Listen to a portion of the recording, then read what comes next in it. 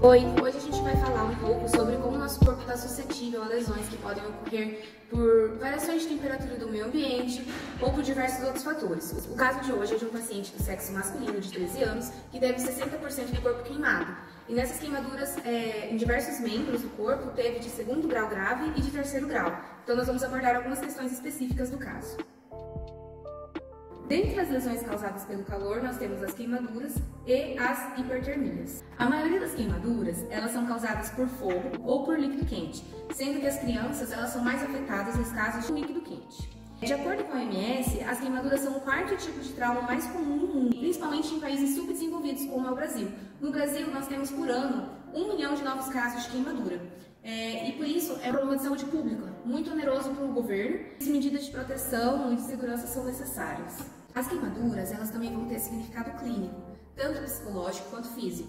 No físico, a gente avalia a profundidade das lesões, a porcentagem de superfície que foi atingida, se foi inalado um ar tóxico e também a eficácia que a gente empregou a terapia.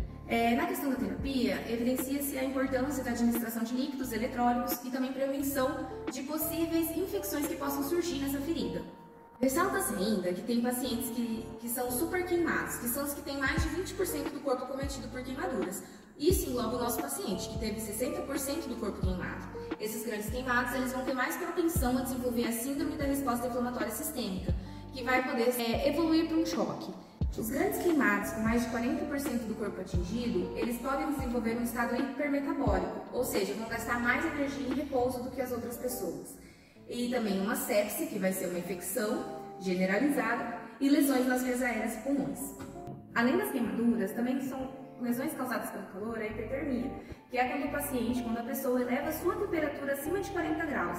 Essas lesões podem resultar em câimbras pelo calor, que vão ser causadas por excesso de exercício físico, que vai gerar uma hiperitrose, perda de eletrólitos e água. Nós temos também as exaustões pelo calor, que são as síndromes hipertérmicas, ou seja, o paciente apresenta uma prostração e um colapso, causada por falência na regulação da hipovolemia causada pela desidratação. Nós temos também a internação ou a insolação, que são lesões causadas quando a pessoa se expõe a ambientes muito quentes, com alta taxa de umidade, e com isso deixam de transpirar, causando problemas na termorregulação corporal. Voltando aos assuntos das queimaduras, existem 2 tipos de classificações que podem ser usados para classificar a queimadura em si. As que classificam de 1º a 3º grau e as que classificam conforme a superfície que foi envolvida nessa queimadura. Hoje em dia, utiliza-se mais a classificação de superfície. As queimaduras por classificações de graus ocorrem da seguinte maneira.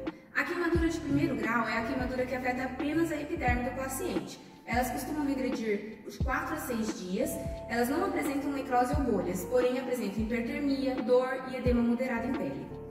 As queimaduras de 2º grau são as que afetam a epiderme e a derme. Elas apresentam uma melhora de 7 a 21 dias e também necrose em epiderme e bolhas dermoepidérmicas.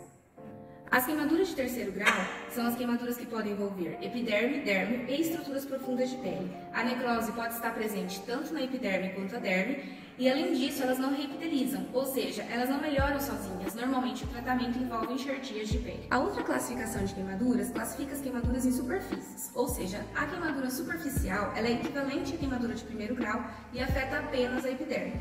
Já a queimadura de espessura parcial, ela vai ser equivalente à queimadura de 2º grau e vai envolver lesões na derme. E a queimadura de espessura total vai ser equivalente à queimadura de 3º grau e, portanto, vão atingir até mesmo tecido subcutâneo, podendo até envolver tecidos musculares. A lesão por calor tem vários mecanismos fisiopatológicos que podem ser descritos, entre eles a liberação de histamina e outros elementos vasoativos pelos mastócitos e a bradicinina.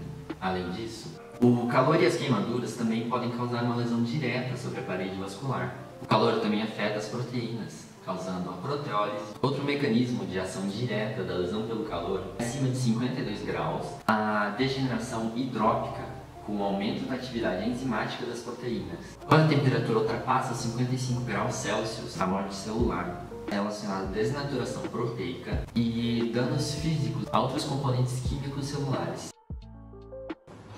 Após ocorrer a lesão, há o início de uma resposta vascular e celular, junto com uma resposta inflamatória aguda que age para destruir agentes agressores e restos celulares, e também serve para iniciar a reparo tecidual. Isso pode ser uma cicatrização ou uma regeneração tecidual.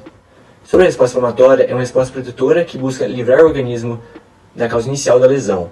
Vale salientar que, mesmo ela sendo um mecanismo protetor, ele pode causar danos e lesão ao indivíduo, no mecanismo chamado reação de hipersensibilidade. Existem dois tipos principais de inflamação, a aguda e a crônica. A inflamação aguda tem duração curta e é imediata. É uma resposta composta por alterações vasculares, como aumento do fluxo sanguíneo, alterações microvasculares, como o aumento da permeabilidade do capilar, que permite o extravasamento leucocitário e de proteínas plasmáticas, e a imigração de leucócitos para o local da lesão. Na inflamação aguda, os macrófagos presentes na área fagocidam os restos celulares, a inflamação diminui, e o estado de hemostasia no local da lesão é restaurado. Daí acaba a aguda e volta ao normal, podendo deixar uma cicatriz tissular na região. Algumas vezes, porém, é difícil ou impossível remover a causa da inflamação, o que gera inflamação crônica. Essa possui duração prolongada, podendo durar meses ou semanas. Voltando à inflamação aguda, inicialmente ocorre uma hiperemia rápida seguida por vasodilatação, geralmente pela ação de histaminas e reflexo aniônico. O fluxo laminar é a organização do fluxo de sangue em condições fisiológicas. Nele, o movimento de sangue ocorre com os leucócitos ao centro, seguido pelas hemácias, e perto à margem dos vasos estão as plaquetas e outros elementos proteicos do sangue. Na resposta inflamatória aguda, com a vasodilatação, há uma diminuição da velocidade do sangue, o que favorece a perda desse fluxo laminar. O contato dos leucócitos juntos às células endoteliais é favorecido por proteínas chamadas de selectinas, as P, L e E-selectinas. Após isso, há um processo chamado de adesão, em que as proteínas chamadas integrinas, que são as ICA1, ICA2 e JAN3.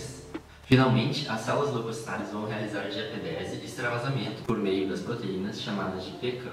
Após extravasarem, os leucócitos realizam a quimiotaxia, em que vão como se fosse caminhando pelo tecido em direção à área lesada. Conforme a inflamação entra em declínio, há início de uma resposta de reparo tecidual. A epiderme e a derme possuem células lábeis que estão em constante renovação. Por isso, esse órgão chamado pele consegue realizar a regeneração. Todavia, quando a queimadura é muito extensa, há algumas regiões em que as células basais são afetadas. Nessas regiões, o órgão não pode realizar a regeneração e tem que recorrer à cicatrização. Na cicatrização, a formação de, além do tampão hemostático inicial, contendo o sangramento, a formação de novo tecido, chamado de tecido de granulação. Esse tecido de granulação apresenta hiperemia, macrófagos recrutados do sistema de fagócitos mononucleares e também fibroblastos, que vão produzir colágeno e matriz extracelular para deposição na ferida. Conforme o tempo vai passando, esses macrófagos vão agindo e chegando cada vez menos. Após alguns dias, essa cicatriz vai ter mais deposição pelos fibroblastos e vai se tornar uma cicatriz madura. Na lesão de primeiro grau, que é a queimadura superficial, na macro a gente tem tanto a hiperemia como também alguns edemas moderados. E na microscopia a gente tem uma lesão na epiderme. Já na queimadura de segundo grau, que é a queimadura de espessura parcial, na macro, além da hiperemia e do edema, são formadas algumas bolhas que podem ser tanto superficiais, que são mais rosadas, como também mais profundas, que são mais esbranquiçadas. E na microscopia, além da lesão na epiderme, também tem uma lesão na derme, incluindo as fibras elásticas, colágenas, os vasos sanguíneos e linfáticos, nervos e alguns receptores. Já na lesão de terceiro grau, que é de espessura total, na macroscopia, a coloração do tecido lesado ele fica ou mais esbranquiçado, como também carbonizado, o tecido ele fica seco e também a presença de bolhas. E na microscopia tem tanto necrose de coagulação como exudato, assim como células inflamatórias. Após a lesão, é iniciada uma resposta inflamatória aguda, com aumento da permeabilidade e também do fluxo sanguíneo, visíveis pelo rubor. Assim como a presença de exudato, alguns leucócitos, principalmente os neutrófilos, e proteínas plasmáticas. Já na resposta inflamatória crônica, as principais células encontradas são macrófagos, linfócitos e plasmócitos. Na regeneração, o tecido ele consegue voltar à formação normal, já na cicatrização ele não consegue, então ele sofre a deposição de tecido conjuntivo para a formação de cicatriz. Para que isso aconteça, aumento do número de vasos e também de fibroblastos, assim como a deposição de MEC, principalmente de colágeno, para a formação da cicatriz.